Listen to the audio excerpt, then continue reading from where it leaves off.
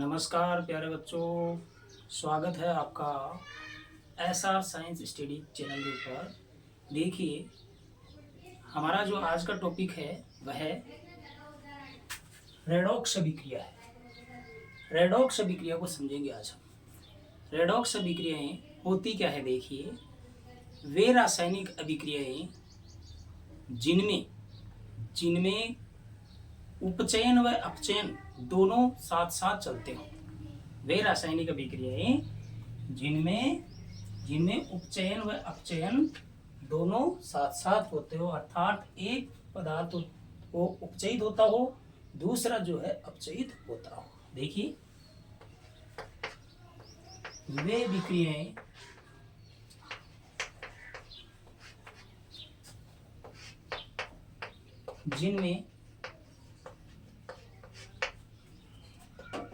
जिनमें एक पदार्थ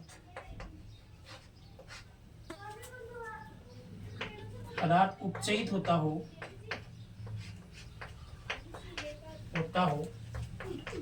वह दूसरा पदार्थ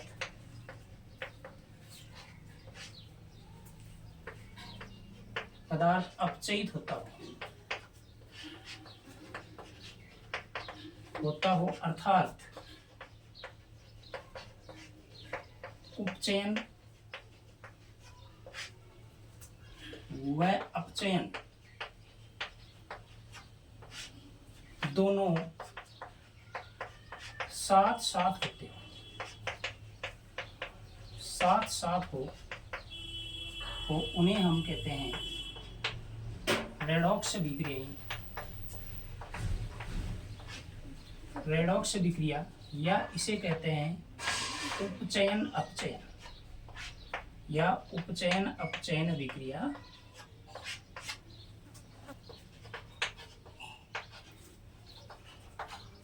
अभिक्रिया कहते हैं। समझिए इसको। वे रासायनिक अभिक्रियाएं जिनमें उपचयन व अपचयन दोनों साथ साथ होता हो, अर्थात एक पदार्थ का तो उपचयन हो और एक पदार्थ का अपचयन यदि होता है, उपचयन व अपचयन दोनों अभिक्रियाएं साथ साथ हो, उसे कहते हैं रेडॉक्स अभिक्रिया या उपचयन अपचयन अभिक्रिया कहा जाता है। देखिए, इसके उदाहरण देखेंगे। रेडॉक्स अभिक्रिया के अब उदाहरण देखेंगे।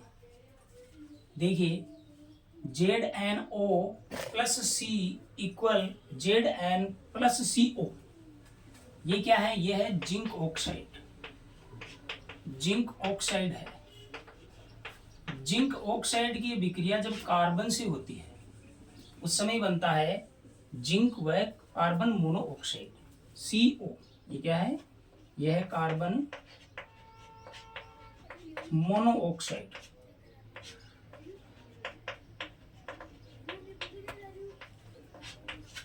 देखिए, इस रासायनिक अभिक्रिया में हो क्या रहा है? यहां से ZnO जो जिंक ऑक्साइड है उसमें से निकल रहा है, कौन निकल रहा है? ऑक्सीजन यहां पर निकल रहा है, अर्थात ऑक्सीजन का निकलना ये तो हो गया है अपचयन। हमें ऑक्सीजन का और हाइड्रोजन का ध्यान रखना है। यहां से देखिए, जिंक ऑक्साइड में से ऑक्सीजन निकल करके क्या बन रहा है? जिंक बन रहा है, अर्थात जिंक ऑक्साइड का जो अपचयन है वह जिंक में हो रहा है। उसी के साथ में यहां से जो ऑक्सीजन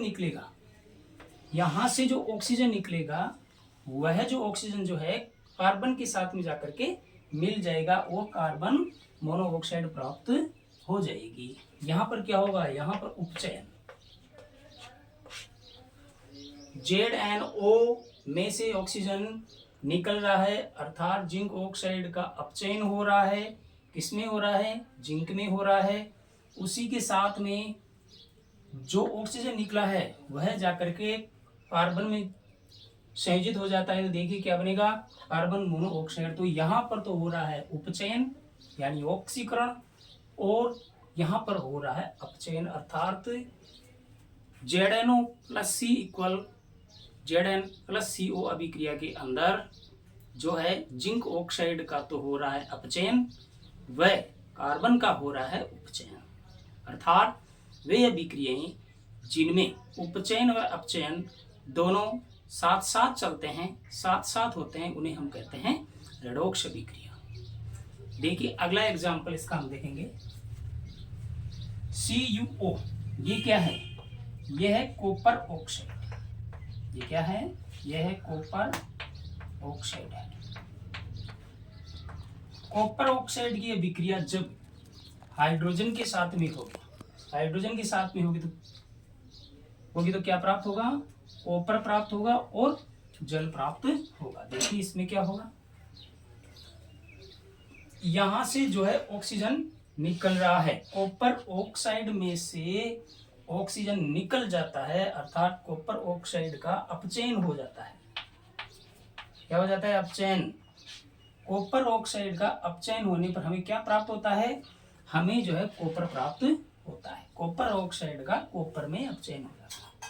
यहां से जो ऑक्सीजन निकला है वह क्या होगा? सीधा जाकर के इस हाइड्रोजन में जुड़ जाएगा, अर्थात हाइड्रोजन में ऑक्सीजन जुड़ रहा है तो ये क्या है? यह है उपचयन। हाइड्रोजन में ऑक्सीजन जुड़ करके जल बन गया है, अर्थात कॉपर ऑक्साइड का वो अपचयन हो गया है कॉपर में, हाइड्रोजन का जो है उपचयन हो गया है जल में। अर्थात वे रासायनिक अभिक्रियाएं जिनमें ऑक्सीकरण व अपचयन दोनों साथ साथ होते हैं, ऐसी अभिक्रियाओं को हम कहते हैं रेडॉक्स अभिक्रिया। रेडॉक्स अभिक्रिया के समझने के बाद हम समझेंगे संक्षारण। संक्षारण क्या होता है? देखिए, संक्षारण सामान्य भाषा में यदि हम देखें तो रासायनिक परिवर्तन का एक उदाहरण है। जैसे मान लो कि लोहे की वस्तुओं को हम बाहर रख देते हैं, जल के, वायु के, मिट्टी के संपर्क में यदि हम रख देंगे तो उसके ऊपर जंग लग जाएगी, अर्थात आयरन ऑक्साइड बन जाएगा। तो ये क्या हो गया? उसका संक्षारण हो गया है।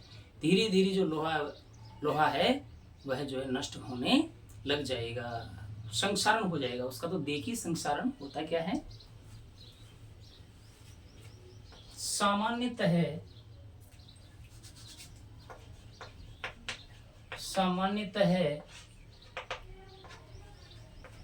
धातुओं से बनी वस्तु, धातुओं जैसे लोहा, सारी धातुएं नहीं है भैया, जैसे लोहा, जैसे कॉपर, जैसे चांदी, ये इत्यादि जो धातुएं हैं, धातुओं को आर्द्रता, ये क्या होती है? आर्द्रता मतलब होता है नमी। नमी अर्थात वायुमंडल में जलवाष्प की जो मात्रा होती है उसे कहते हैं आर्द्रता, यानी नमी। देखिए आर्द्रता के संपर्क में, मिट्टी के संपर्क में, मिट्टी व वायु के संपर्क में रखने पर, वायु के संपर्क में लंबे समय तक रखना पड़ेगा। ये नहीं है कि आप सुबह रख दो, शाम को उठा करके ले आओ तो हो जाएगा संक्षारण, नहीं होगा, ध्यान रखना ये। तो देखिए लंबे समय तक रखने से ये संक्षारित होने लगती है, संक्षारित अर्थात गलने लगती है या अन्य पदार्थ बनने लग जाता है। वास्तविक जो अपनी स्थिति है वह चेंज हो जाएगी, नया ही यौगिक बन जाएगा जो किसी काम का नहीं होगा, अर्थात बेकार हो जाएगी। संक्षारित होने लगती है,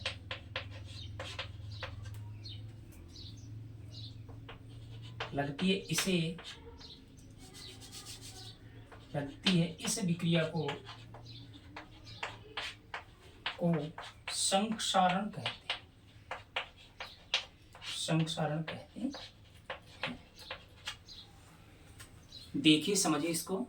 सामान्यतः धातुओं को, जैसे सभी धातुएं नहीं है, ध्यान रखना, जैसे लोहा है, कॉपर है, चांदी है, इत्यादि को आर्द्रता यानी नमी के, मिट्टी व वायु के संपर्क में हम यदि लंबे समय तक रख देंगे तो ये संक्षारित होने लग जाएगी, एक नया यौगिक बनने लग जाएगा, वह नष्ट होने लग जाएगी, गलने लग जाएगी।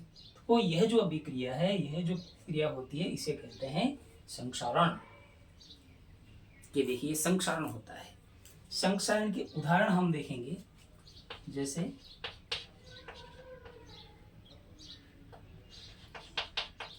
लोहे पर जंग लगना,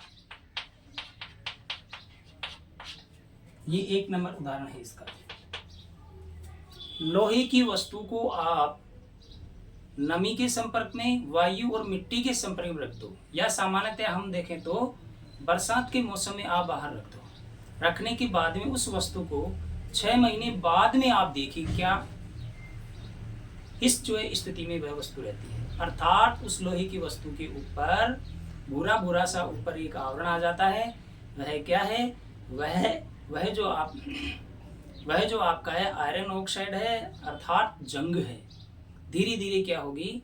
लोहे की वस्तु गलने लग जाएगी, संक्षारित होने लग जाएगी।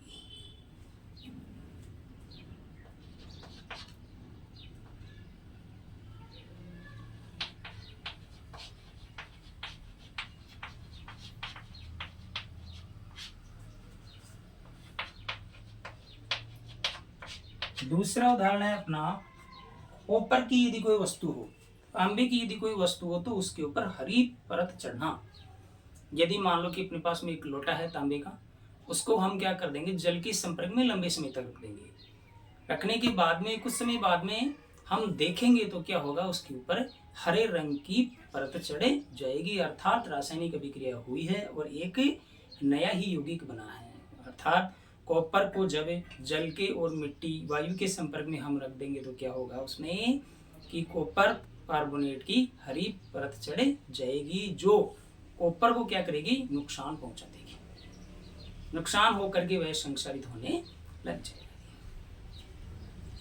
इसके बाद में अगला उदाहरण है चांदी पर सिल्वर, चांदी पर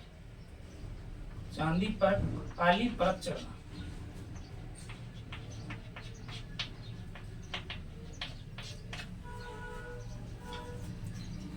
यदि अपने पास में चांदी का कोई भी आभूषण है और उसको यदि लंबे समय तक यदि वायु और मिट्टी के संपर्क में, या मान लो कि वायु के संपर्क में रहती है, जल के संपर्क में रहती है, तो उसके ऊपर काले रंग की परत चढ़ जाती है, जिससे चांदी का क्या हो जाता है? वास्तविक स्वरूप चेंज होने लगता है, अर्थात चांदी संक्षारित होने लग जाती है। तो ये क्या है बेटो? संक्षारण के सामान्य उदाहरण हैं। लोहे पर जंग लगना है, कॉपर पर हरी परत चढ़ना है, चांदी पर काली परत चढ़ना है। बात रही ये कि संक्षारण तो हो रहा है भैया, लेकिन इससे बचाने के लिए हम क्या करें? वस्तुओं के ऊपर हम क्या करेंगे? देखिए क्या करेंगे वस्तुओं के ऊपर? संक्षारण से बचाव।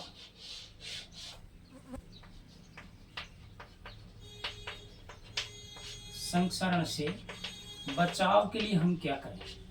बचाव के लिए नंबर 1 देखेंगे, लोहे की वस्तुओं पर हम क्या कर देंगे? पेंट कर देंगे। वस्तुओं पर क्या करेंगे? वस्तुओं पर पेंट कर देंगे, यानी रंग कर देंगे। वस्तुओं पर पेंट रंग कर देंगे। रंग करना, ये देखिए उससे क्या होगा? वस्तु जैसे मान लो एक लोहे की वस्तु है और उसके ऊपर हमने रंग कर दिया है, उसके ऊपर जो है हम पेंट कर दिया है, तो क्या होगा? वायु के और जल के और वस्तु के बीच में वह रंग की परत आ जाएगी। इसके कारण धातु का जो है संपर्क वायु से और जल से नहीं हो पाएगा, इस कारण से वस्तु का संक्षारण नहीं होगा। ये देखिए। दूसरा है वस्तुओं पर जैसे तेल लगा सकते हैं, इसकी भी परत आ जाएगी। जैसे ग्रीज लगा सकते हैं, लगाकर आदि। ये देखिए वस्तुओं के ऊपर क्या सामान्यतः जो है हम पॉलिश कर देंगे, पॉलिश है ये ध्यान रखना। तो उससे क्या होगा, वायु और जल का वस्तु से संपर्क नहीं हो पाएगा, संपर्क नहीं हो पाएगा तो रासायनिक अभिक्रिया नहीं होगी, रासायनिक अभिक्रिया नहीं होगी तो वस्तु जो है संक्षारण से सुरक्षित रहेगी। संक्षारण का जो नेक्स्ट उपाय देखिए क्या है, देखिए यसद लेपन, यसद लेपन, गेल्वेनीकरण, गेल्वेनीकरण ये क्या होता है, लोहे की वस्तुएं यदि है तो उन्हें जंग से या संक्षारण से बचाने के लिए क्या करते हैं, उसके ऊपर जिंक की परत चढ़ा देते हैं, यही है गेल्वेनीकरण। लोहे की वस्तुओं पर जिंक की परत चढ़ाना, लोहे की वस्तुओं पर जिंक की या जस्ता जिसे हम कहते हैं, जिंक की परत चढ़ाना। ये देखिए सामान्यतः जंग से सुरक्षा करने के लिए, संक्षारण से सुरक्षा करने के लिए हम क्या करते हैं, उनके ऊपर वस्तुओं पर रंग कर सकते हैं, पेंट कर सकते हैं, उनके ऊपर ग्रीस लगा सकते हैं या यसद लेपन कर सकते हैं। इसके बाद में नेक्स्ट जो पॉइंट पढ़ेंगे वह है विकृत गंधिता। देखिए वसायुक्त खाद्य पदार्थ, वसायुक्त खाद्य पदार्थ होने चाहिए, वसायुक्त खाद्य पदार्थों को लंबे समय तक वायु के संपर्क में रखने पर, वायु के संपर्क में रखने पर वे या खाद्य पदार्थ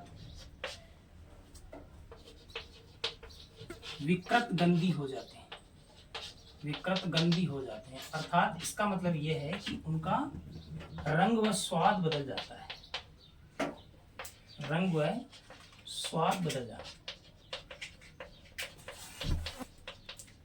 यानी वो खाने योग्य नहीं रहेंगे, विकृत गंधी हो जाते हैं। यह क्रिया विकृत गंधिता कहलाती है।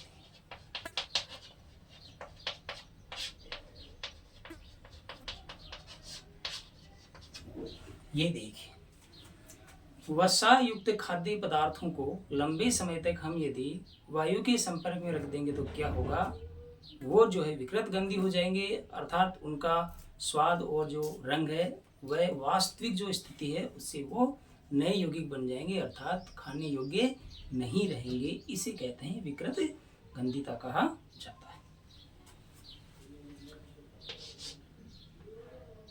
जैसे मान लो कि अपने पास में एक वसा युक्त खाद्य पदार्थ है, जैसे घी है, उसको हम क्या करेंगे, वायु के संपर्क में रख देंगे। लंबे समय तक रखने पर क्या होगा, धीरे धीरे क्या होगा कि उनका स्वाद और रंग गंध सभी बदल जाएंगे और खाने योग्य नहीं रहेंगे। अर्थात वसा युक्त खाद्य पदार्थों को वायु के संपर्क में रखने पर उनका रंग, स्वाद और गंध बदल जाते हैं। इस अभिक्रिया को हम कहते हैं विकृत गंधिता कहा जाता है। जैसे चिप्स की थैलियां हैं, चिप्स की थैलियां, इनको विकृत गंधी होने से बचाने के लिए इनमें नाइट्रोजन जैसी अक्रिय गैसों का उपयोग किया जाता है। ये ध्यान रखना इंपॉर्टेंट है क्वेश्चन, कि चिप्स की जो थैलियां होती है उनको विकृत गंधी होने से बचाने के लिए कौन सी जो गैस है उसका उपयोग किया जाता है, तो नाइट्रोजन गैस का उपयोग किया जाता है। अर्थात वसा युक्त खाद्य पदार्थों को लंबे समय तक वायु के संपर्क में रखने पर वो विकृत गंधी हो जाते हैं, उनका रंग, स्वाद और जो गंध है बदल जाती है। इसे हम कहते हैं विकृत गंधीता। इससे बचने के लिए वसायुक्त जो भी खाद्य पदार्थ है उनके अंदर क्या करते हैं, नाइट्रोजन जैसी अक्रिय जो गैस है उसको भरे देते हैं। ये लास्ट पॉइंट था बेटा आपके लेसन का। लेसन आपका आज जो है कंप्लीट हो चुका है। लेसन में यदि कोई दिक्कत हो, प्रॉब्लम हो, समस्या हो तो कमेंट के माध्यम से मुझे बताइए। नेक्स्ट वीडियो के अंदर लेसन के अंदर जो भी इम्पोर्टेंट क्वेश्चंस है एग्ज़ाम में आने लायक, वह जो कंपटीशन एग्ज़ामों में भी आते हैं, वो इस प्रकार के जो क्वेश्चंस है उनको हल करवाया जाएगा। सभी वीडियो को सब्सक्राइब करें, लाइक करें, शेयर करें, ज़रूर करें भैया। धन्यवाद।